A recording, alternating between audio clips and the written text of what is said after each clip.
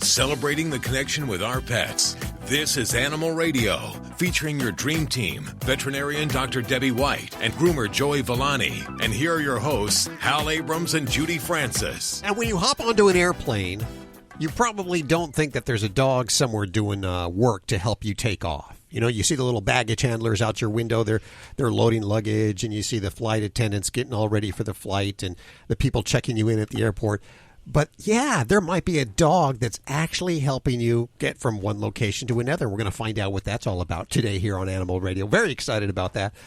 Also, on the show today, we've been doing this for over 18 years now. Mm-hmm. Yeah, hard to believe. And over the last 18 years, we've had some incredible guests on the show. And this week, we're introducing the Animal Radio Flashback. And on this week's show, you will hear an interview that we did several years ago with one of the top, if not the most popular cartoon voices in the world. Anyone want to take a guess at that? I know who it is. Scooby? No, the world. Okay. I mean, Retro. Nope. I know who it is. And it's not Mickey Mouse. But I don't know how to mimic it. That's coming up in just a few minutes right here on Animal Radio.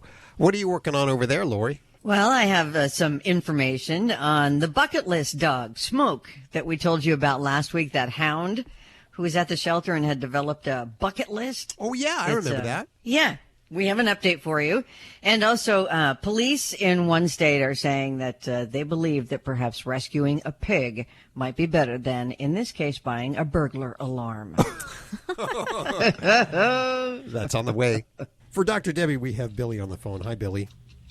Hi. How are you? How are you? I'm good. How are you today? Good. What's going on? Thanks for taking my call. I'm calling regarding two little teacup chihuahuas that I adopted back in June. They got all the vaccinations, and I noticed now they have a spot on each of their hind legs, exact same spot, and it's bald with no hair. Oh, okay. And I'm really concerned. My vet says it looks like it's a reaction from the vaccination. I don't believe they've had any shots. They were in pretty poor condition. And I just want some reassurance, hoping that, is this common, or will the hair grow back? Are they going to turn completely bald, or... Yeah. And Billy, I would have to tell you, I don't often say this, but being from Vegas, I will say I will bet my money on this. Okay. that I will agree with your veterinarian that what you're describing certainly sounds like a localized vaccine reaction, and it's for a couple reasons. When we give vaccinations in dogs, the protocol for most veterinary offices is we keep track of where those are given, and we try to give them in a standardized location. And the right rear leg is kind of the unofficial location of where we give the rabies vaccination. And I do find that some of the short-hair dogs, so Chihuahuas being one of those, sometimes pit bulls, min pins, things like that, they sometimes have a more notable vaccine reaction in this area. And maybe it's because their hair is really thin and we notice it and they're not a real furry dog. Right. But it is what we term a localized vaccine reaction. And it's usually doesn't appear necessarily right away after a vaccine. It can happen weeks. Yeah. I've even seen it months later. So some dogs will have a little lump right at the site where the injection's given, and that's not unusual. That's pretty typical. And what happens after any vaccine is the body forms an immune reaction to it, and that's normal. But there are some pets where they just go awry, and something either in the vaccine or within their own body just doesn't sit well with it. And they'll develop sometimes a little redness, hair loss, and then eventually it's just kind of smooth, and it looks quiet. There's nothing going on there. Right, exactly. So, that's exactly how it looks. And they do have, like I said, there's a little scar tissue. She can feel it underneath the skin. Yeah. And, so it is just cosmetic at this point. So it really is nothing at this point that is going to pose a risk to them. But so the hair is not going to grow back. And I have had an occasional client that asks me to do a little, what we call a scar revision, if they're bothered by the aesthetics of it. And we can just, treat it like a tumor and remove that area of skin. But really, it's not necessary. So. Oh, okay. Okay, so, well, yeah. I just wanted to make sure they weren't going to go completely bald. No. But I they will. seem happy. Their activity is the same. It's just, one right away I noticed, thin hair. The hair was very thin. And then a month or so later, the other dog, that's when I really was concerned. I thought maybe they have ringworm something. And they've had tests, blood work, skin scrapings, everything. Mm-hmm. And, just to be certain that it's not mice or something else. Exactly. And there are sometimes, I do feel that we see this sometimes between a dog and maybe particular vaccines, different brands of vaccines, we might see it more often. In over the almost 20 years I've been practicing, I would say in the past years, I saw more of this than I do now. And we've kind of modified what companies and what brands we use, and I'm very comfortable where we're at right now. But if we knew what vaccine they had and what brand or manufacturer, we might try to avoid that, because it would be the potential that this could happen again. Right. So just keep that in mind. And it might be well worth it if your veterinarian offers you different options, either a recombinant vaccine, which is kind of a little bit more advanced type vaccine, or some other types that, it might be a better choice for your baby so this doesn't happen. Right. Oh, okay. Thank you so much. I appreciate your time. Thank you. I feel so much better. Well, good. And give those babies a good pat on the head for us. I will. Thank you so much. Dr. Debbie's books, check them out. If you have a Yorkshire Terrier, a Shih Tzu, a Pug, or a Mini Schnauzer, this is the official owner's manual. As I've just declared it, the official owner's manual. How to be your dog's best friend. Links over at the Animal Radio website. Well, hello, Diabra. Hello, Dr. Debbie. Hi there. How are you doing today? I'm doing fine. You? I can't complain, and Hal wouldn't listen, and certainly no one else would listen. But my dogs do, so that's the great thing. Do you have doggies yourself? Yes, ma'am. I got one. Okay. How's it going? Everything going well? Yes, not bad at home in the state of Washington. 3 months ago, would not let me get her Sentinel. They said that she has to have blood work done every year. Mm-hmm. Yep. And I've never heard of that. It's just all of a sudden they done that on me, and so she's gone 3 months without her medication. Oh, yikes! Yikes! Now I'm not sure what the heartworm incidence is in your particular area, but I can tell you that at my office we do, and I hate to say require because that's such a bad word, but we do suggest that there's an annual heartworm test when a pet is on preventative. There's a couple reasons for that, and it's mostly for your pet safety. But the biggest reason is that we know that not every product is 100% effective, and that whether it be shortcomings where a dog might vomit up their pill outside, or maybe that there's some drug-resistant heartworm strains out there. Those are certainly possible causes of why we might be worried that a pet that's on preventative might still get the disease, and that's why we would retest on an annual basis. And there's some seasonality to infections, and depending on the where you're at in the country and if you're on year-round or part of the year. So there's definitely some possibilities where we can see a pet that's on preventative getting the disease. And because she's been on it since she was 4 to 6 weeks old, and I'm the over-the-road truck driver, and I've been all over the United States. Oh, yeah. Well, and she goes with you? Oh, yeah. She's been on the truck since she was 4 weeks old. And yeah. She is, so you're traveling through a lot of different states then, and I would have to say that I would endorse that recommendation to have her tested yearly. And even us being the most well-intentioned pet owners, sometimes things can happen, and no medication is 100%. And I'd have to say that there's actually a lot of manufacturers and these drug producers that actually will endorse their product and guarantee it if you buy it through the normal veterinary channels. And I can say that for the one company, that's the only way I buy any of her stuff is through the veterinarian. And I've been giving her the Sentinel, and I've been putting Frontline, that the one that you get at the vet, on her, because in some states they have more of a flea problem or a tick than others. So I have those two things on her, Yeah, and I think, I mean, you're doing a lot of the right stuff, and I think it's great to question as far as and ask why this needs to be done. But I would have to say your pet is probably in a little bit higher risk group because you're going through a lot of different climates versus, say some dog that maybe lives in a dry climate like Las Vegas, where we don't have as much heartworm as some of these other parts of the country. So I would say that's still a good, sound medical decision. And I would embrace that, what your vet has recommended. And I think it may seem unnecessary, but heaven forbid your pet's the one that comes up positive and we are misled believing that the pet is protected. So I vote for it. Question. Does cats get heartworms? I'm sorry, I can't hear you there. My husband had a question. He was wondering if cats can get heartworms and humans. Cats certainly can. And in some areas of the country where heartworm is a big problem, the kitties are actually put on preventative. Now, humans, I don't believe they get it because it's a little bit different. But cats certainly can, and even ferrets have been known to develop heartworm disease. So if you're in an area that has mosquitoes, you should be thinking heartworm for your dogs and cats. Well, you lucky dog, don't forget you can get your fix of Animal Radio anytime you want with the Animal Radio app for iPhone and Android. Download it now. It's made possible by Fear-Free Happy Homes, helping your pets live their happiest, healthiest, fullest lives at home, at the vet, and everywhere in between. Visit them at fearfreehappyhomes.com. And thanks, Fear-Free, for underwriting Animal Radio. You're listening to Animal Radio. Call the Dream Team now with the free Animal Radio app for iPhone and Android. Hey, everybody, this is Brett Michaels, and I just want to say, you, right now, want to take... Wait, give me the line again. My brain skipped.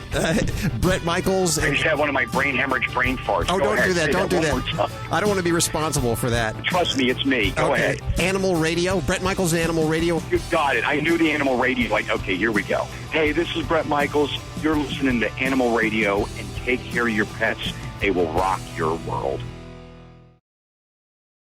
How would you like to save money on nearly all your prescription drugs? We've set up a special toll-free number for the RX Outreach Program. They're a nonprofit company whose mission it is to make prescription drugs more affordable to the masses. They don't take insurance, and in many cases, your prescriptions are even cheaper than your co-pays. They carry thousands of different prescription drugs, so whatever you're taking, there's a good chance they have it. No coupons are required, and this is not a discount card. It is pure savings on your prescription drugs. They specialize in generic meds for any chronic health needs you have. Call with your prescription and find out for free how little you can pay for your prescription drugs. Remember, we don't take insurance, so call right now. 800-689-0143. 800-689-0143. 800-689-0143. That's 800-689-0143. Hey, everybody, this is Billy Dean, and you're listening to Animal Radio. You're listening to Animal Radio. Call the Dream Team now with the free Animal Radio app for iPhone and Android.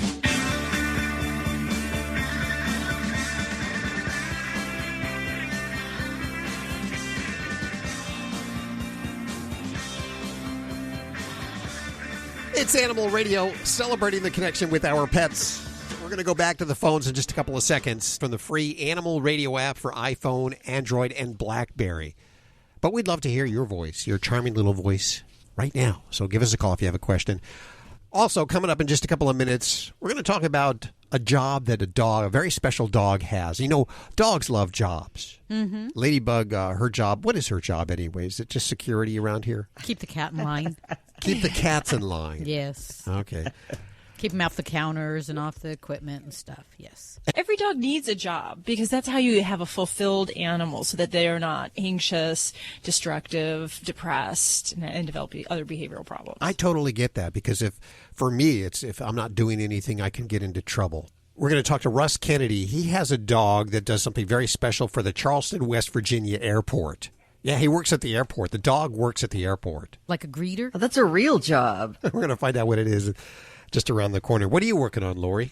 Well, yeah, I know we've all heard about that story where a man was supposedly licked by a dog and lost parts of his arms and his legs. So, yeah, we're going to give you the latest on what we know about this and try and explain some of this and tell you how it's probably in your house today. But, hell, who knows? May not be tomorrow. That's on the way. Lots to learn. Yep.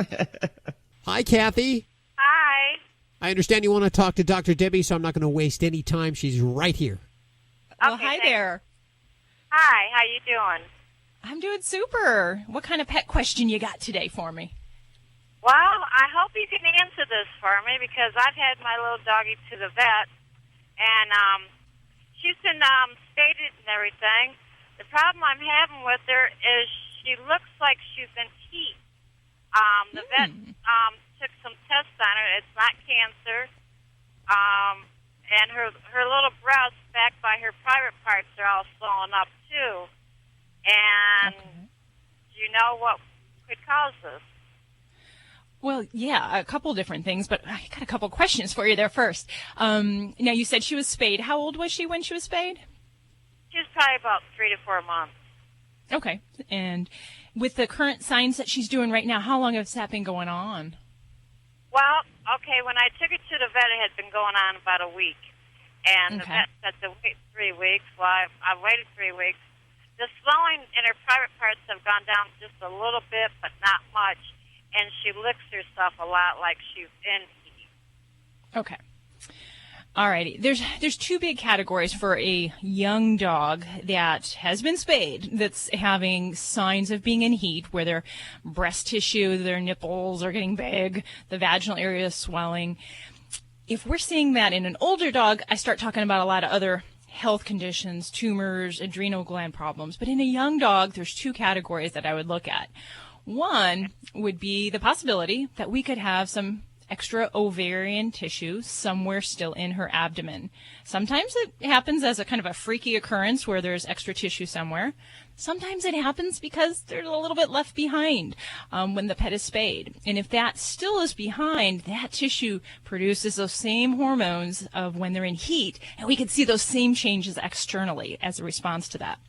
So that is a possibility. The other possibility, which increasingly is on our minds now, is that women who use hormone replacement therapy for their menopause signs, there's a lot of different forms that are in use, sprays, gels, different topical creams.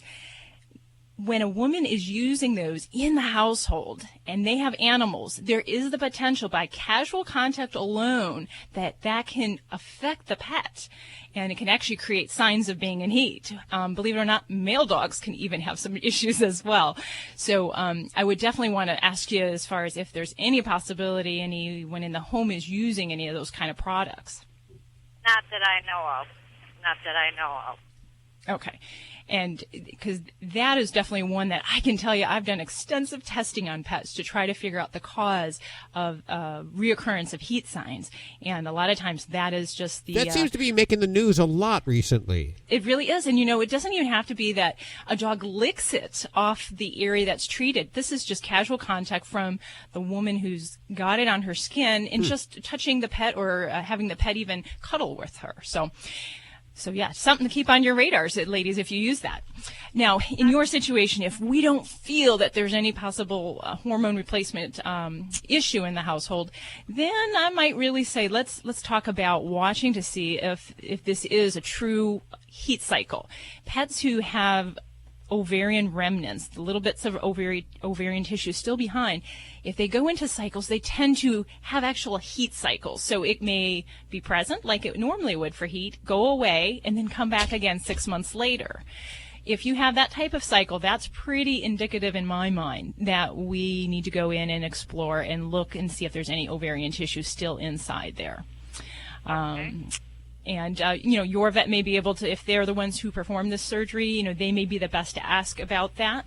But in my office, if that ever happens, that's something that I definitely would, entertain that possibility. We're all human, and, those kind of things can happen, as well as some weird situations I've had where pets have had extra ovarian tissue that's actually in other areas of the abdomen. So if your pet's showing signs right now, that's definitely something that's the time to address that and to actually go in and explore. Wow. The heat cycle is every 6 months is what you're telling me? Am I learning something new? No, I think you're just listening now, Hal. That's all. You're listening to Animal Radio. Call the Dream Team now with the free Animal Radio app for iPhone and Android. Hi, this is Ed Begley Jr. on Animal Radio. Live simply so that others may simply live.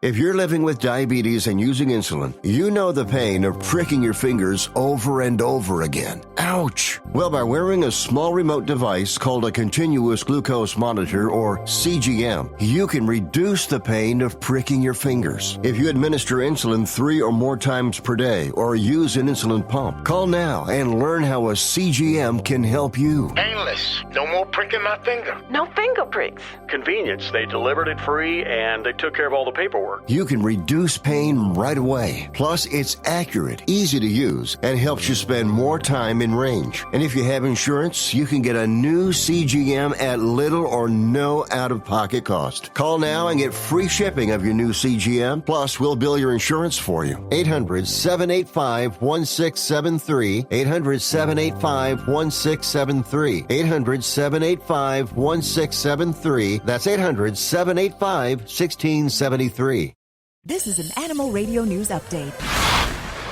I'm Lori Brooks. Well, by now, you've no doubt heard the story about the man in Wisconsin, the guy who had part of his arms and legs amputated after contracting a really rare infection believed to have been caused by a dog lick. And now, it wasn't just that a dog licked him, but the dog licked him on an opened wound that he had, which led to the rare infection caused by a common bacteria called Capnocytophagia canemorsis.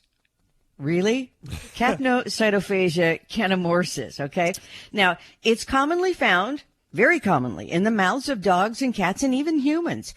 Medical and animal experts, though, heard this story and jumped on it right away, saying that most people have an extremely small risk of contracting it from their pet, and they stress it is no reason for anyone to give up their beloved companion. So up to 74% of dogs and 57% of cats do have some form of capnocytophagia in their mouths.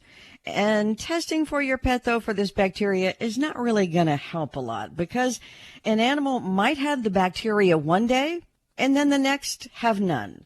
So remember, this is very rare for humans to contract the infection. In fact, experts don't even know exactly how many people are infected with it every year because there's no agency that keeps a record of these cases. It's pretty rare. They said that some people are more at risk than others. Now, those people would be those who have lost their spleen, had it taken out or removed, and people who have compromised immune systems. They are more likely to get sick from that bacteria. In fact, experts say a person without a spleen, they should go to a doctor for any dog bite, even if it's just a tiny nip that most people would never even have to worry about. Police in Indiana believe a pet pig is better than a burglar alarm, at least in this case, because the rescued pig stopped would-be robbers from burglarizing their home in Indianapolis. Yes, they broke into the home, but it turns out they didn't steal anything, these robbers. The pig's name is Dumplin'. He's a male. But apparently Dumplin' surprised these burglars, who weren't apparently counting on, breaking into the house and then dealing with a pig in there. So they left quickly without taking anything. But the back door did sustain a little damage. And a terminally ill shelter dog has checked off the biggest item on his bucket list. You might remember we shared Smoke's story about his bucket list and search for a forever home. That was last week. Well, the 10-year-old hound Mix with advanced cancer, he has found his forever home to spend the rest of his days with. Yay! So, yeah, everybody's pretty happy about that. I'm Lori Brooks. Get more breaking news anytime at animalradio.com. This has been an Animal Radio News Update. Get more at animalradio.com. You're listening to Animal Radio. If you missed any part of today's show, visit us at animalradio.com or download the Animal Radio app for iPhone and Android.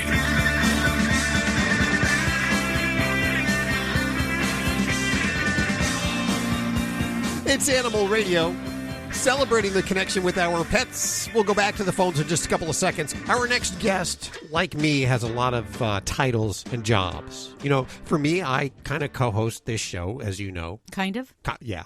Yeah. And then, of course, after the show, I have to clean the bathrooms around Animal Radio. And pick up the animal waste. Yeah. And so that includes the human bathrooms and, of course, all the litters and everything around here. Yes.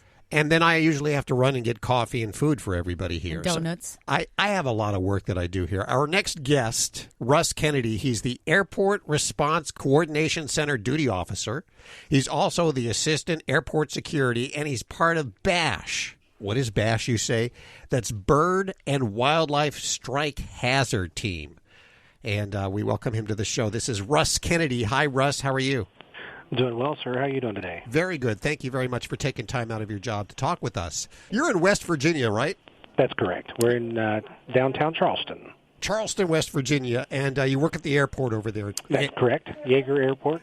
And you are responsible for, I guess, getting rid of birds and wildlife off the runways so that planes don't hit them or get them sucked into engines or cause accidents, pretty much, right?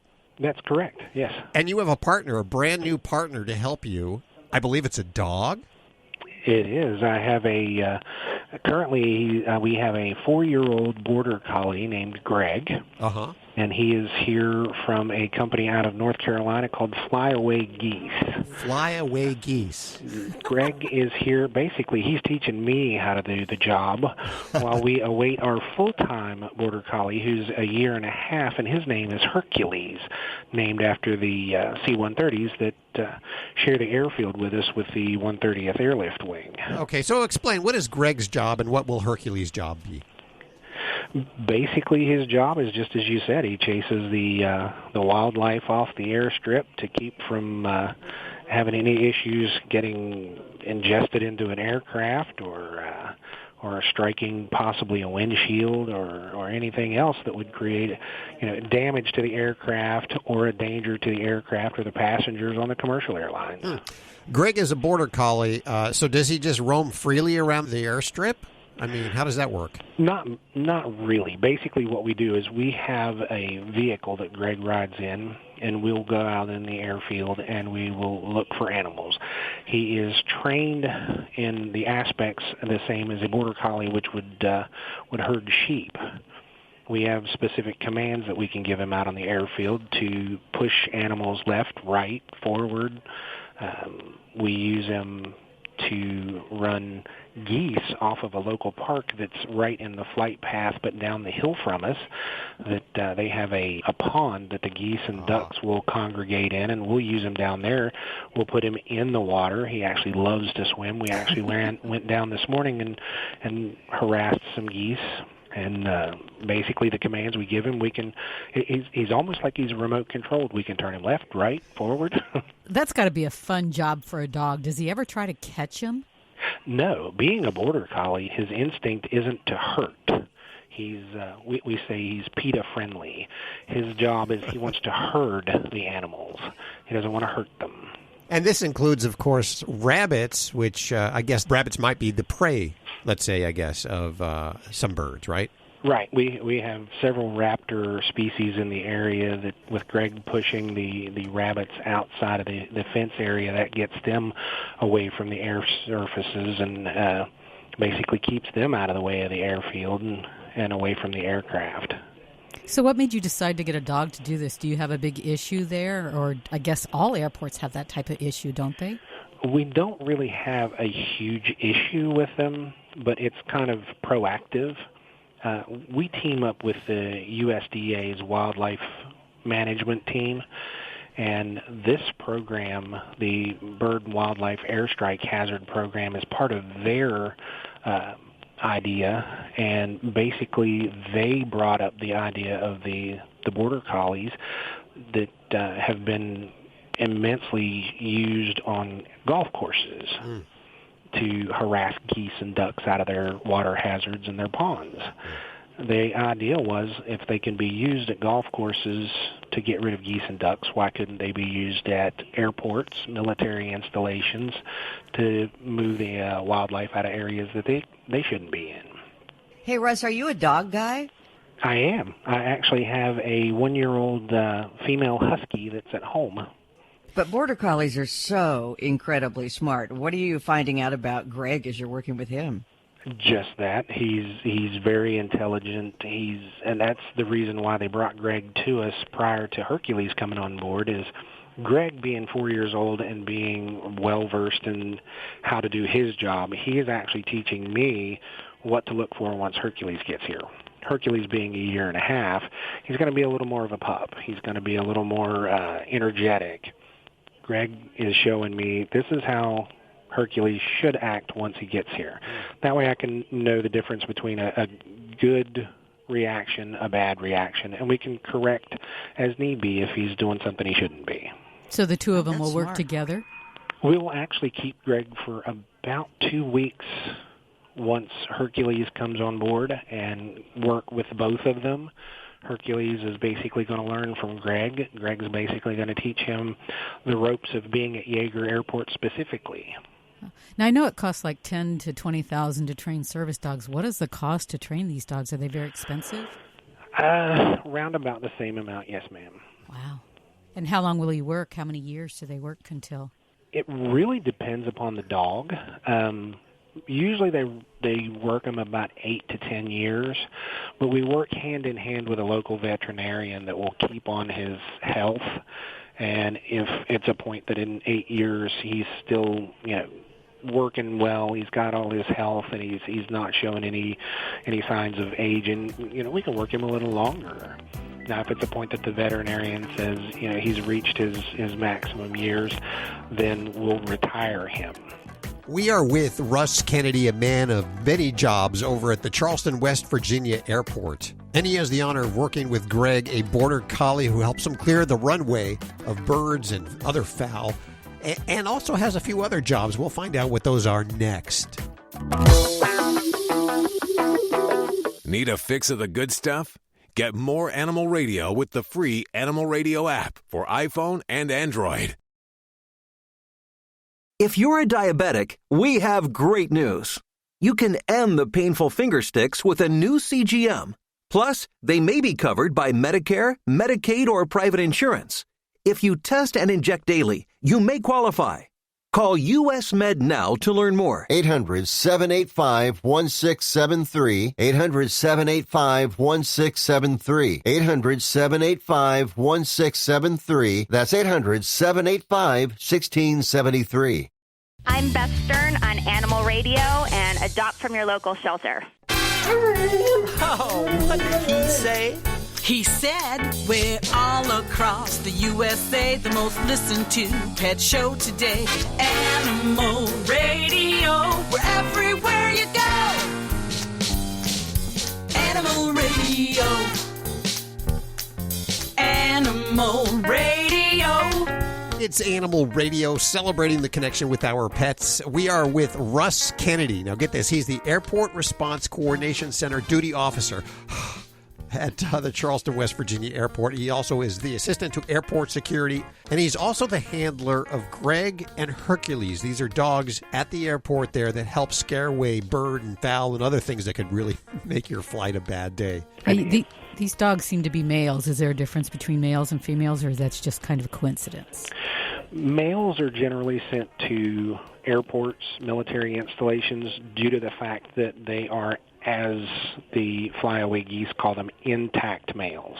Oh, wow. So when they mark their territory, the birds and the other animals don't know the difference between Greg and a wolf or a coyote. Wow, that's So interesting. all they're seeing and smelling is a predator in their territory. With the coyotes and other wild dogs, they'll mark their territory over top of Greg, and later Hercules. And, of course, we're going to take him out the next morning. He's going to do the same thing. So they're going to get tired of their territory being encroached on, and they're just going to go find somewhere else to hunt. With the other animals, they're going to get tired of being harassed. we're not getting food here. We're constantly being harassed by what they feel is a predator. So they're going to go find somewhere else that's easier pickings. You said that Greg is like a remote controller. It's like you had a remote control for Greg. How do you tell them to go right or left? We have specific commands that basically if we give the command, and it sounds kind of funny because it's away to me, we'll send him to the left. Come by, sends him to the right. Very interesting. Where does Greg live at night? Does he have a home? Does he go home with anybody? He stays here at the airport. He has his own room and board. We have other ARC duty officers that are here, and basically they're here until the airport closes for commercial traffic, and he stays in the what we call the Airport Response Coordination Center, or ARC. And basically, he just sits in here. He's got his own little sitting area. He'll stay in here with us unless we take him out on the airfield. And then at 11, he goes to bed. He has bedtime. Sure. And he goes to bed, and he's in his own room. The lights are out. Doors are closed. He has no stimulation as far as visual or sense or anything. That way he kind of gets a good 8 hours worth of rest. And then the next morning, Monday through Friday, when I come in, I'll get him out of his room. We'll go out on the airfield. We'll work. And then he gets Saturdays and Sundays off. He just sits around the ARC and plays fetch, just like a regular dog. Is this common for most airports? It's not at this time, mostly due to the expense and the availability of trained dogs. But with the USDA wildlife back in the programs, you're probably going to see a lot more. The first well-known airfield dog was Piper, and it was a point where he was just. We do the same thing with Greg. He was basically a big PR, and I mean, people love to see dogs. So. We'll get the airlines to announce that, hey, Greg is about to go out and do his job and where he's going to be. Oh, wow.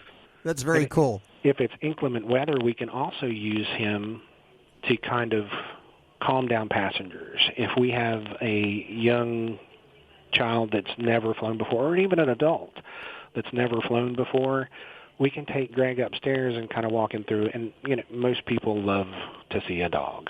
Sure. Oh, yeah. One of the stories I love to tell is a passenger, probably about 3 weeks back now, posted on our Facebook page that she was having the worst day ever. She was flying out. It was inclement weather, so there were several delays, several cancellations due to the weather up and down the coast.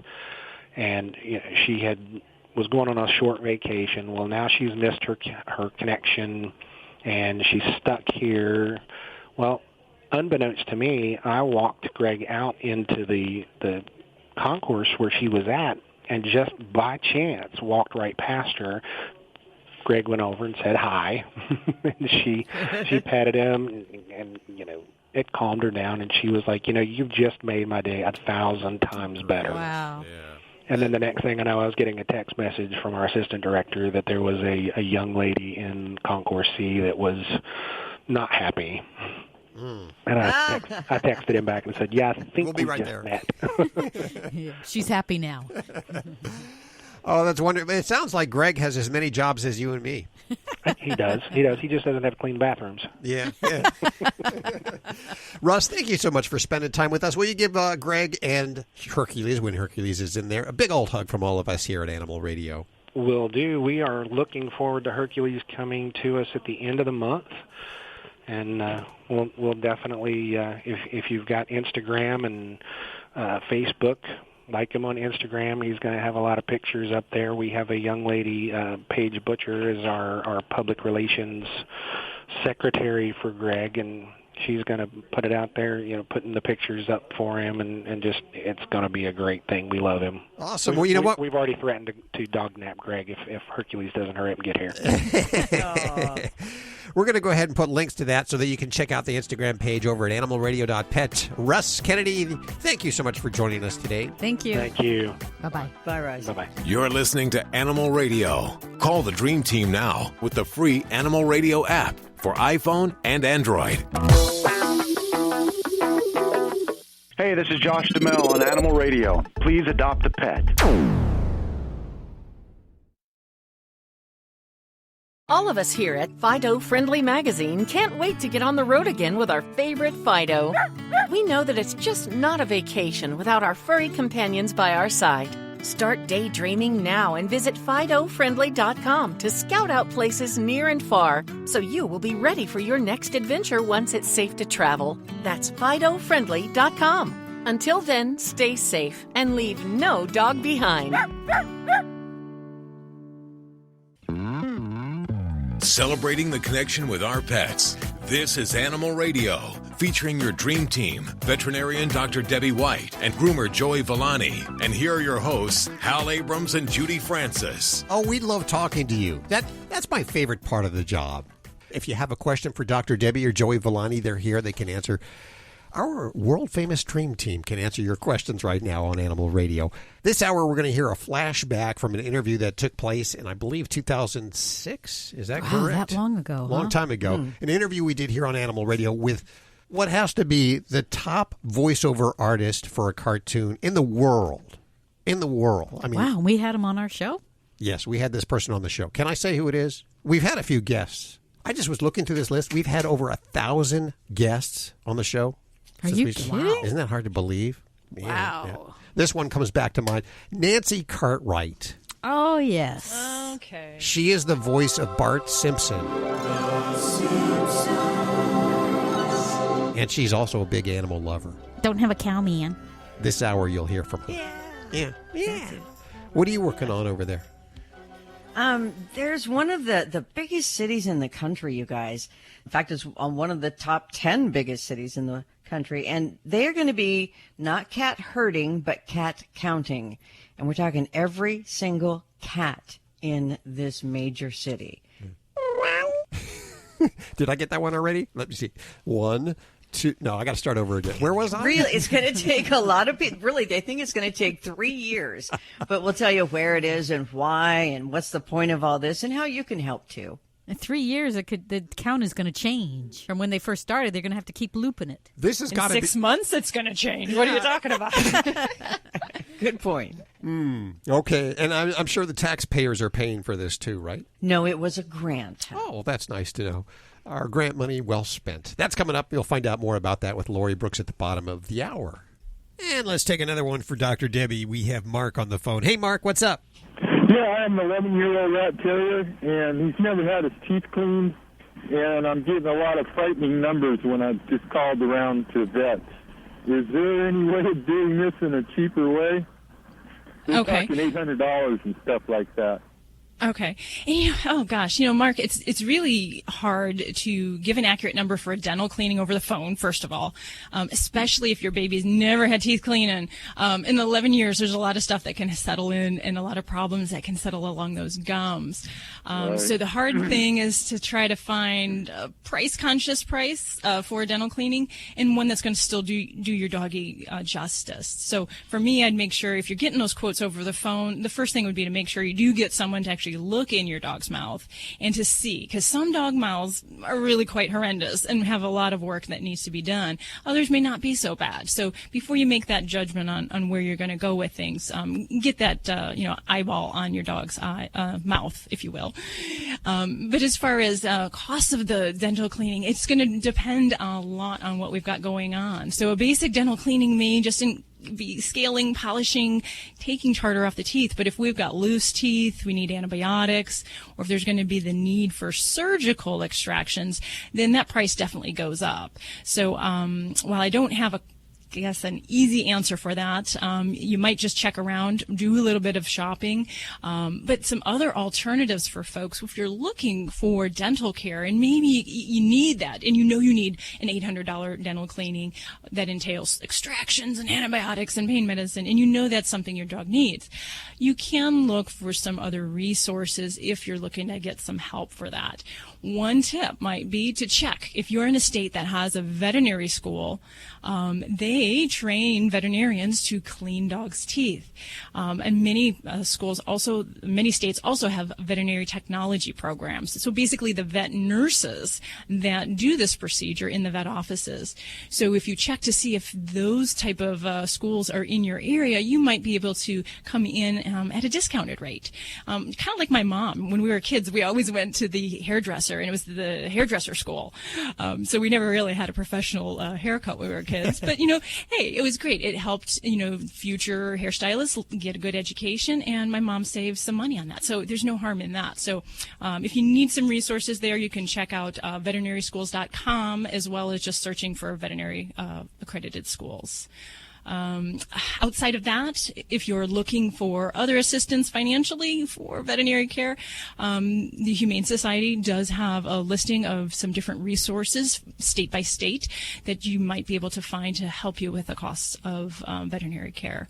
But I guess the bottom line here, Mark, is that when we have those teeth that haven't been touched by a veterinarian in 11 years, it's going to take some work. So I would be cautious. Anybody can clean teeth, but if we leave diseased teeth in, then we're not doing your doggy any good. So unfortunately, cost may guide you towards the best veterinary care that your doggy needs. Okay. I have another question. He just went through a bout with being constipated pretty bad. I mean, I got to the point I was giving him enemas and stuff. I don't know what caused it, but he eats pretty good food, Trainer 1 Beyond, and has no corn in it or anything. Also, he still has a little bit of trouble constipation. I have a question about bones. He loves bones, and I know the cow bones, he can't chew them up and eat them so much. He leaves it behind. But I know with the pork bones, he can chew them and eat them and swallow the whole bone. Is that bad for him? Yeah, I am not a fan of bones, I'll tell you that. Any bones, whether they're cow bones or pork bones, any bone that a dog chews on can be exercise for the teeth. Now, if your doggy has rotten teeth and he needs them cleaned, I'm going to tell you, take those bones away, because that's going to be painful for him until he gets his teeth taken care of. But any bones that dogs chew, they can break off shards, get those stuck. I've seen bone shards go down the esophagus, get puncture through into the respiratory tract. It can really be some bad stuff. So it's not the best way to deal with maintaining dental care. And then I also want to ask you, regarding the constipation thing there, Mark, is your dog neutered? Yes. Great, because that would be something that can be a cause. If a dog's not neutered, a male dog's not neutered, they can have prostate problems. Oh. So yeah, you might make sure you get your little guy into the vet and just have them look at from head to toe and see what's going on there. Dietary wise, a lot of times we can find some solutions for constipation, and sometimes something as simple as giving canned pumpkin can help kind of loosen up the stools or even bulk them up a little bit. So. Yeah, I did that once. He ate it once, and he wouldn't touch it again. Not a fan of pumpkin pies. Well, I hope that's helpful for you there, Mark. And give your old fella there, 11-year-old rat here, give him a pat on the head from us, and all our best doggy wishes for him. All right, thank you. I'll look into that vet school. Thanks for calling, Mark. I appreciate it. Yeah, the dental cleaning, something you got to do, because you can get a lot of fatal diseases if you don't do that.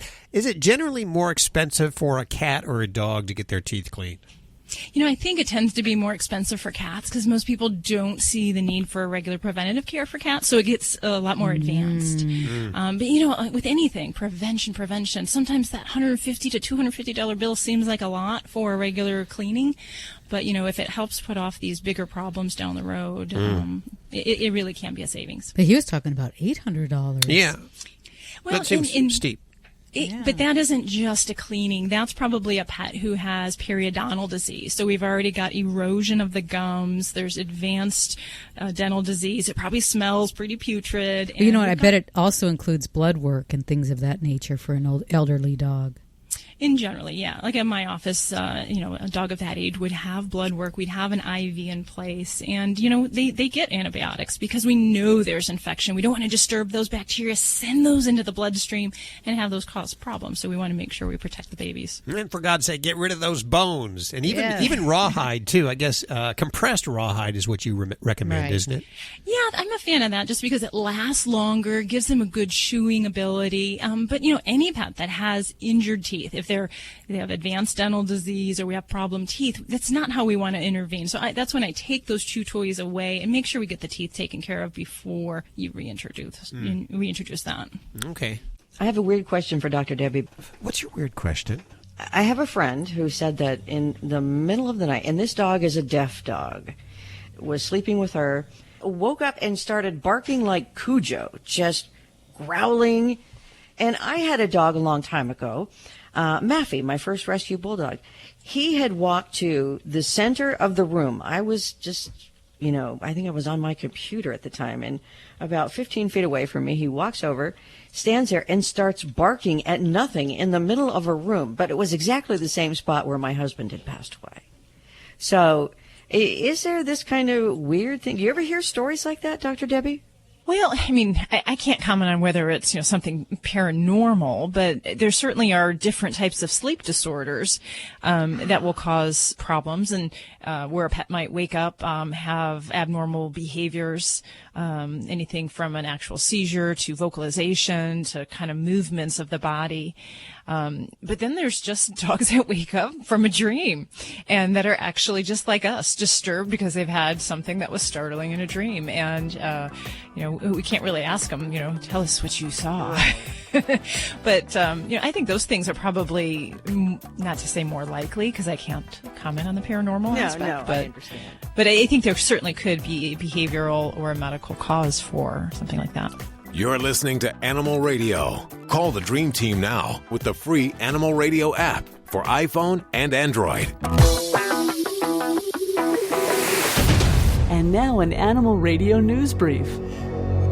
A Missouri woman's pet chihuahuas are accused of literally scaring her neighbor's pet chicken to death, and she's facing some criminal charges as a result of it.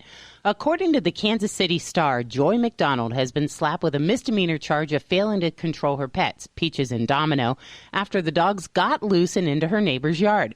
McDonald tells the paper that she had to restrain her laughter when she first received a phone call from her screaming and cursing neighbor who told her his chicken was dead because Peaches and Domino barked at it. Well, McDonald believes the bird may have suffered a heart attack, but there's no official cause of death. Her laughter quickly died down, though, when the neighbors sent over the police to her house. The Missouri woman says she tried to offer $30 as compensation for the loss, but the neighbor turned it down. McDonald is due back in court this month to defend herself. She denies that her dogs are killers, but has since built an outside pen to keep them from getting loose. This has been an Animal Radio news brief. Get more at animalradio.pet. Hey, this is Sean Hayes on Animal Radio. Remember to spay and neuter your pets.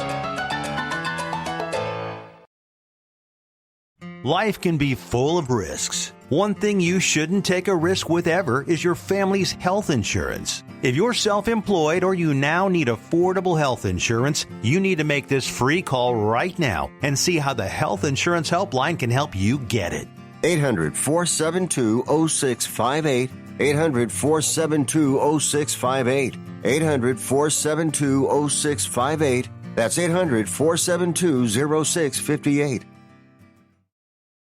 You're listening to Animal Radio. Call the Dream Team now with the free Animal Radio app for iPhone and Android. Last hour, Lori Brooks reported on the licky disease. What's the licky disease, Lori? What is it? Oh, capnocytophagia kenomorsis. Now, have you just practiced for hours? That was really good. Because, I went to nursing school and I thought, But so I did happen to go online and I heard all of this, I went to all the how to pronounce these. And I'm like, they kept saying cytophaga. And I'm thinking, I know it's phasia. So I finally found like a medical site with pronunciations. I'm like, okay, we were right.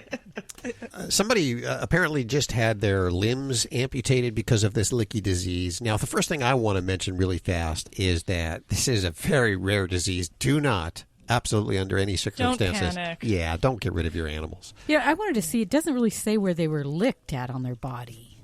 I don't think it really matters. This is something I've been feeling a lot of questions on. So I think everyone's kind of getting caught in, oh my gosh, the guy caught it from his dog licking him. But this is rare. It's a bacteria that is common in dogs' mouths. There's types in cat mouths, and even in people. They have the same variety of this bacteria we carry in our mouths. It's a normal bacteria. That is just a normal commensal bacteria. What happens is there can be individuals that are immunosuppressed, so they don't have a normal immune system. And they may be people who have had their spleen removed from something else, say like an injury where they had to have their spleen removed. People that have cancer on chemotherapy. They may have, actually we see it in people who have heavy alcohol use, like alcoholics. But anything that really affects an individual's immune system, they are going to be more apt to have this kind of thing. So it's rare for a normal, healthy individual to have something like this. And it's still even rare in that kind of unusual group of people with weak immune systems. We just don't see this all the time. How many times have you seen this in your career? Well, I mean, I don't treat people, so I've never seen it, thankfully.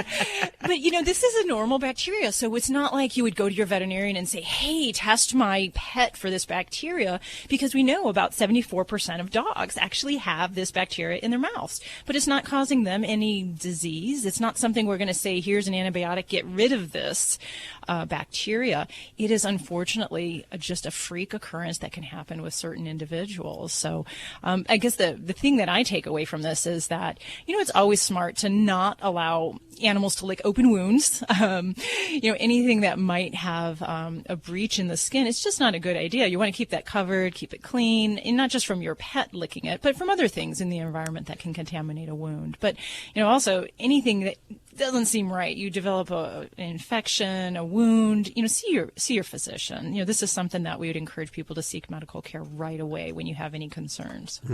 You mentioned that this is transferred through open wounds. What about, you know, like Judy? She kisses her dog a lot. They do the tonguing thing. Not true. Ugh. Well, I mean, sure, there's the potential. She slips it every once in a while, but it's not intentional. Yeah. I got an accidental tongue from Tater last night. Okay, so we all get a little accidental tongue every once in a while. Okay, it's got to happen. But is that dangerous? Well, I mean, certainly, you know, licking the mouth, we can have problems where this bacteria can be transmitted through eye infections as well, and even respiratory disease. So, you know, that's why I'm saying you cannot stop handling animals because you're afraid of a very remote, unusual disease. But if you are an individual with extra risk factor or someone in your home, then we want to make sure we always keep your pet in, you know, prime health. Okay, so you got to keep that kissing and tonguing to a minimum. But you guys, I didn't get to read anything that had anything on the guy's medical condition. What would have, you know, if he was on chemotherapy or had some autoimmune disorder or did not have a spleen. So we don't really know, but that's likely what it was, because apparently they think that it took hold pretty quickly. And it wasn't his whole arms or legs. I do know that. It was it comes on like a gangrene in people. That's why they had to amputate, because of that. But he showed up at the hospital thinking he had the flu. Yeah. And I bet it could get misdiagnosed pretty easily, too. Yeah. And there are cases that aren't that severe, too. But I bet they will start keeping track of these cases now. Okay. What are you working on for this hour? What dreadful news do you have for us this hour? I'm not a woman of dreadful news, Hal, and you know that. I know that. I have actually a rather interesting story I'm curious to find out and to tell you about how high a dog pees, say, on a tree. Like when they lift their leg to pee. I probably said too much already, haven't I? I mean, you're going, what is she talking about? There is some science behind how high your dog lifts its leg to urinate. Oh. So we'll give you the new information behind that. I can't wait. Can I just say that I think this show is a bit wacky? It is a little today. You mean more than normal? Yes. I don't know what it is, but I just feel like some of what we're talking about, I have to step back and say, this is kind of crazy. It's like a car wreck, isn't it? But you're all here and everybody's listening, aren't they? Dogs or cats, horse or emu, animals are people too. You'll be happy to know that there has been a happy ending to the recent iguana penis saga. Mozart, an iguana at the Brussels Zoo, recently suffered from some of those symptoms you see on TV commercials. He had iguana romance, but his penis remained erect. Mozart was in some discomfort and having trouble walking. Zookeepers tried cold water, introducing more female iguanas into his enclosure. That doesn't sound like a great idea to me, but it all failed. So Mozart had an operation to remove his penis. Lucky for Mozart, iguanas have 2 penises. He has since been introduced back to his girlfriends at the zoo, and officials report that the operation hasn't affected his romantic abilities at all. I'm Britt Savage for Animal Radio. Animals are people too. Animal Radio. How would you like to save money on nearly all your prescription drugs? We've set up a special toll-free number for the RX Outreach Program. They're a nonprofit company whose mission it is to make prescription drugs more affordable to the masses. They don't take insurance, and in many cases, your prescriptions are even cheaper than your co-pays. They carry thousands of different prescription drugs, so whatever you're taking, there's a good chance they have it. No coupons are required, and this is not a discount card. It is pure savings on your prescription drugs. They specialize in generic meds for any chronic health needs you have. Call with your prescription and find out for free how little you can pay for your prescription drugs. Remember, we don't take insurance, so call right now. 800-689-0143.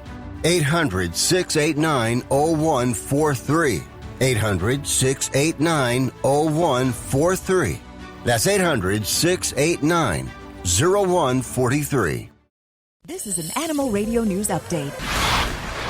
I'm Lori Brooks. We all know dogs can communicate through scent, right? I mean, like sniffing around the bushes and trees of your neighborhood and the grass or the park or wherever they are kind of tells them the story of what's going on. So they like to leave their mark, too, so other animals know that they've been there. We also know that some male dogs lift their legs in order to pee higher. However, there's some new research out that finds smaller dogs actually lift their legs at an even higher angle than larger dogs do, and perhaps it's to make themselves appear larger, taller, bigger, so they'll have a higher scent mark on that tree or bush. Pretty smart, huh? Mm-hmm. This study was published in the Journal of Zoology. The researchers at Cornell University actually took a bunch of shelter dogs out for walks and filmed them peeing. Then they analyzed how a dog's size compared to how high it lifted its leg and at what angle. They found that both lighter weight and shorter dogs lifted their legs to higher angles than larger dogs did. The little dogs, they say, seem to be trying to leave a pee signature of a larger dog, you know, to kind of cheat by using higher raised leg angles to leave higher urine marks, thus exaggerating their size to other dogs that would come along and sniff and smell at that later. You have a little dog, Judy. Know, that is so true. I never thought about that. I walk a lot of dogs, and the big dogs just lift their legs. Well, if you see the little dogs, they kind of back up, and they lift like both legs up, sometimes even totally off the ground and don't touch anything, and they do get higher. I didn't know that it was a dog thing to lift their leg to pee higher. I thought it was a thing that most male dogs did just because they were male. No, mine's a female, and females do it too. And the little dog next door that does it, practically standing on her head, she's a female too. All right, you guys, it's not herding cats, but counting cats might prove to be as difficult as herding them, because a coalition of animal groups in Washington, D.C. has started the Great D.C. Cat Count, which is going to try to create a more accurate estimate of the city's entire cat population. That's right, the entire cat population, so both feral and pet cats. This project is expected to take 3 years and cost about $1.5 million. They're hoping the information will help improve efforts to manage the city's cat population. And the project will use a whole host of different strategies to arrive at a total cat population count, including an app that they're coming out with allowing residents to snap their images of cats that they come across and encounter. Finally, there's this dog groomer in Japan that is literally turning dogs into fluff balls. Her name is Yoriko Hamachio, and she clips small dogs literally into a ball, cutting their hair so that they look like a soft, fluffy, round ball, or a ball with legs, rather. We do have this picture, and you have got to see it because it is pretty It's funny. adorable. It's so cute. It reminded me of like the ancient sheep, or not ancient, but in olden times, Victorian sheep in London, where they have big wool coats. But it's really cute. So we put it on our website for you. Yes. I'm Lori Brooks. Get more breaking animal news anytime at animalradio.com. This has been an Animal Radio News Update. Get more at animalradio.com.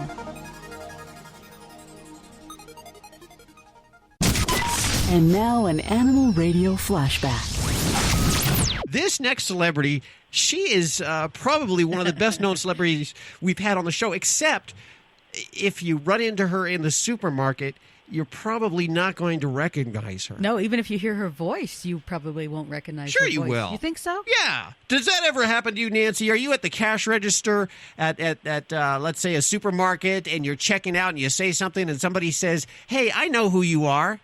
You know what? Rarely. Because when you hear my normal voice, which is the one I'm using right now, yes, I don't think I sound like here's Bart Simpson, right? What's happening, man? Yo, Judy, hi. What's happening, dudes? Nancy Cartwright, Bart Simpson, and of course a multitude of other voices. Tell us about your pets at home. We have tons of pets. Really?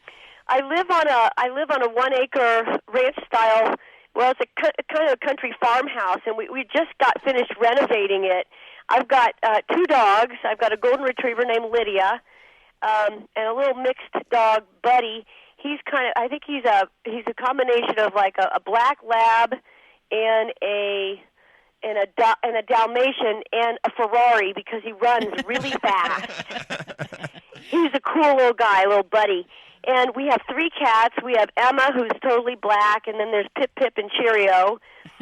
And you know what? We put in this saltwater fish tank, and we've got the most beautiful, I am in love. And we've got seahorses. We've got these 2 seahorses, and they're so yummy. They're just like, they're magical. And I just, every day going down there, and you have to take a little bit of extra care to feed them because they don't have the abilities like normal fish do.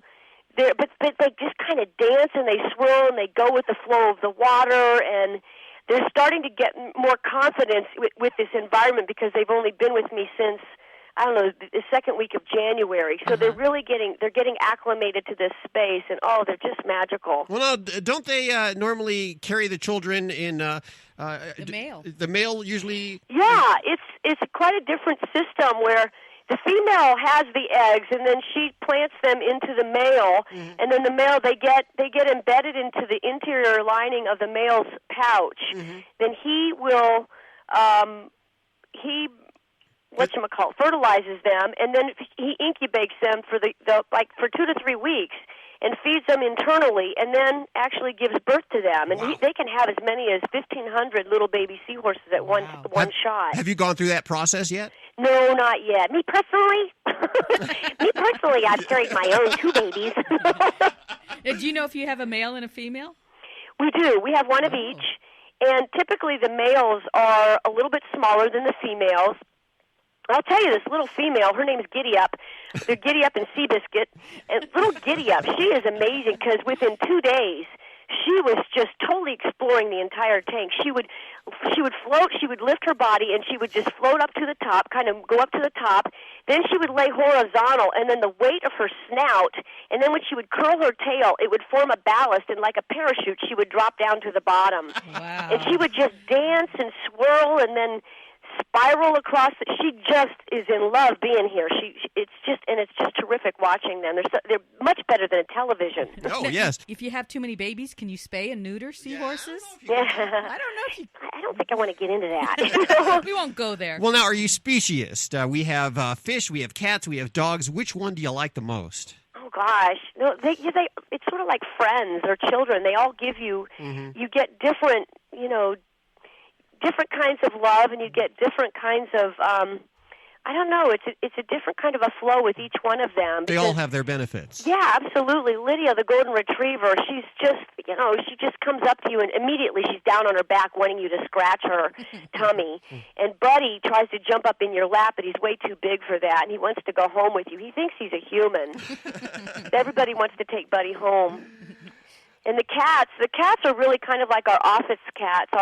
I have an office space. We converted I have a separate garage that's detached from the house. Mm-hmm. And we keep the cats over there, and they sort of rule the place. They have their own baskets in the office, and they jump up at the end of the day. They always know that it's getting towards the end of the day, and people are going to be leaving. So, of course, they hop up on my assistant's desk, and Cheerio is such a big fat, he's kind of a marmalade-colored little guy, but with a big head, and you kind of want to, like, squeeze him, I love my pets, and they're living on this kind of farm.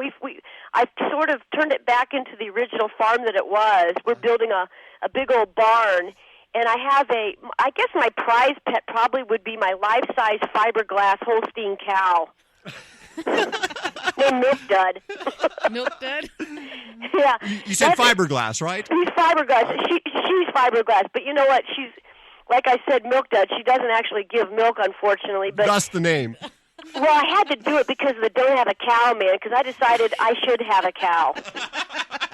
We're talking with Nancy Cartwright, of course, the voice of many cartoon voices, but most prominently the voice of Bart Simpson from The Simpsons.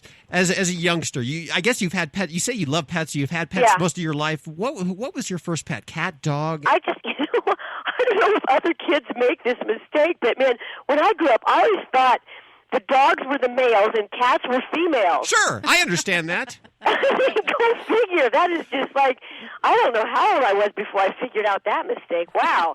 And then you get to the real world and you realize that the seahorses are having the babies, and that the boy birds are usually the prettier birds, which doesn't apply in the human world. Exactly. No, as a kid, we always had dogs growing up. Mostly I remember our dog that we had named Barney, and Barney was a Schnauzer, Cocker Spaniel, Dachshund mix. Schnock-a-cock-a-dock, I think was the correct term for him. Did you ever practice any of your character voices on your pets when you were younger? You know what? You get a T-shirt for that. Nobody has asked me that question. It always amazes me that after all these years that, somebody can actually come up with a fresh question I've never answered before. But no, I have never used my animals as guinea pigs. This has been an Animal Radio Flashback. Listen to more Animal Radio at animalradio.pet. If you're living with diabetes and using insulin, you know the pain of pricking your fingers over and over again. Ouch! Well, by wearing a small remote device called a continuous glucose monitor, or CGM, you can reduce the pain of pricking your fingers. If you administer insulin 3 or more times per day or use an insulin pump, call now and learn how a CGM can help you. Painless. No more pricking my finger. No finger pricks. Convenience. They delivered it free and they took care of all the paperwork. You can reduce pain right away. Plus, it's accurate, easy to use, and helps you spend more time in range. And if you have insurance, you can get a new CGM at little or no out-of-pocket cost. Call now and get free shipping of your new CGM. Plus, we'll bill your insurance for you. 800-785-1673. 800-785-1673. 800-785-1673. That's 800-785-1673. Channel Cable, see if this sounds familiar. When you first see him, he gets all excited and jumps up. Yes. And he's such a big dog. When he jumps on me, it's when I get out of the car. So this is a common problem we've talked about many times before. When a dog does this, when a dog jumps on you, he's totally disrespecting you and your space. So you have to teach your dog that you're in charge. Your dog has to learn to respect you and your space. So, but how do you get him to, is it a command? That's part of it, but commands don't work until a dog respects you. Other things that are an important part of it is walking your dog every day so that he's by your side on a leash, teaching him to enter the house after you, teaching him to leave the house after you, teaching him you're in charge of the toys and the food and space. Basically teaching him rules and structure. And when you teach your dog these things, you assume a leadership role. So one of the most important things to learn, and we talk about this all the time, is how to give your dog a correction and when to give your dog a correction. Words don't mean much to dogs. They understand touch. And that doesn't mean you're hitting your dog. You never do that. So what What am I to Jacoby? Rick's the pack leader. What am I? You're under him. He thinks he's my pack leader? Well, he thinks he's higher than you in the pack. Yes. So is it too late with Jacoby? No, it's never too late. The dog's so dang strong and big. Jacoby, the biggest thing that bugs the heck out of me is he jumps. You love him a lot, though, don't you? Well, I love that dog. Oh, gosh. See, and that's what's getting in your way. And he's so big. Like, when he gets excited, he jumps. It's such a stress, when people come over. It's like I put the dogs in the garage because I don't want them jumping. Well, it's time to take control. All right. No, I'm going to try this. Okay. Although I say this every time, and then I lose. You feel sorry for him and you want to show him love. I don't want him to jump on me anymore. That's becoming a problem. I'll give you a tip. The time to pet him, when he's laying perfectly still on his blanket, you say, good dog. Pet him. If he starts getting excited, get up and walk away. He's going to figure out that, oh, okay, she wants me to lay here calm. And as soon as he does, that's when you pet him, and that's when you go, good dog, and you give him a treat. No parade, just good dog. And then you walk away. All right. Get more tips at animalradio.com. Thanks for the tips. I'm going to try them. You're listening to Animal Radio. Call the Dream Team now with the free Animal Radio app for iPhone and Android. And we go to Cass. Hey, yes. How are you doing, Cass? I'm doing fairly well. Where are you calling from today? Pennsylvania. What's going on? I have the whole Dream Team here to help you. Well, me and my boyfriend are splitting up. We've lived together 3 years, but we have 2 dogs. One's a year-old Tuesday, and one's 2 years old last month. I don't know if we should split the dogs up. Do I leave them in their home that they've grown up in? Do I take them both with me? I'm at a loss. Mm-hmm. Well, I can tell you, as far as a lot of folks have concern over what's going to be the best thing for the pet, and that is at least how I might advise you is to really, it can be challenging. We have to replace ourselves out of the situation and look at the pet's psychological and physical needs. And for me, I can't tell you what you need to do, but I can tell you what things I do advise folks to look at are going to be the ability to provide time for the pets, schedule, who has the resources, the housing that's going to be most compatible for the pets. And then we also have to look at the relationship of the dogs together, if they're very bonded together, or if, hey, when one of them's away, they can manage and get along fine, and, they're good if they go on trips without the other dog or what have it be. But those are the things that we would look at to make that decision. And I don't think anyone feels good about this decision. You're in a tough spot. And the important thing that for the pet's well-being and their mental health is that we really just kind of want to keep the drama out of their lives as much as possible, because we can get more behavioral issues, anxiety problems when either they sense our problems or when we start to make some greater welcomes. And I'll give you an example. I had a dear client of mine years ago who had an older dog who they separated, and the older dog spent 1 week with one owner, 1 week with the next owner, and it went really well in most regards. However, when she got older and she started to develop some cognitive problems, some senility problems, it became very taxing on the dog to reacclimate to the households when she switched from one home to the other. So you have to kind of look at that and how the pet rebounds when they leave one household and return to another. But as the pet parents, the important things also is to not, to be adults. And when you do have a household that you share custody, to not have a lot of drama about the greeting. So you might say, oh, I'm so happy to see you. I'm glad to see you come back to mama for a while. But that actually can make them, just like a dog who has separation anxiety, those really over-exuberant greetings and departures can actually make them more amped up in the future for both a departure and for returning to the home. So those kind of things you just kind of have to keep in mind if you're going to do a shared custody kind of arrangement. But, I don't know. You got young dogs, so they would be resilient, and as long as they're in good health, I think you guys got to just discuss among yourself who wants the care of the dogs, what their needs are going to be, and who can best suit that. So I don't know if anyone else has anything to add to that. My dogs, I know I couldn't separate them.